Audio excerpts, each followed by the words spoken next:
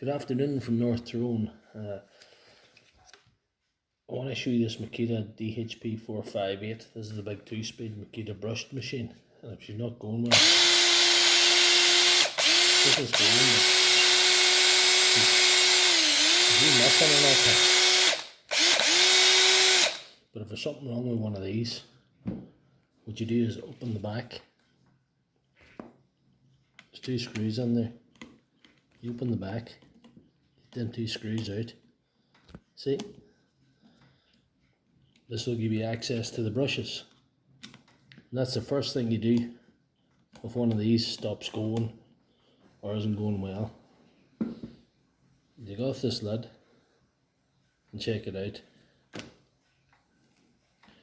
And you look at the brushes. You see they were well down. When they're full, when they're new, they're up at the top. As wee spring pushes them down onto the armature. So if they're well worn like that, see, this doesn't make any good contact here. This side, you can get sparks for brush machines, but that's too much. That's too much.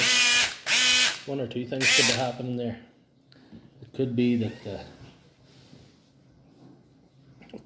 the brushes are sort of bad and need replaced.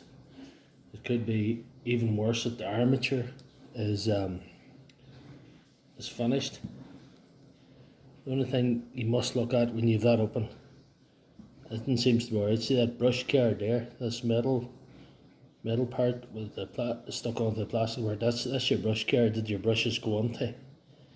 Have to make sure that that's not all melted. If that's melted, it indicates the drill is overheated. And usually it stops the brushes from moving up and down, and the drill's overheated, and that means the armature's gone as well. So that's a quick thing that you can check if your DHP458 is not going properly.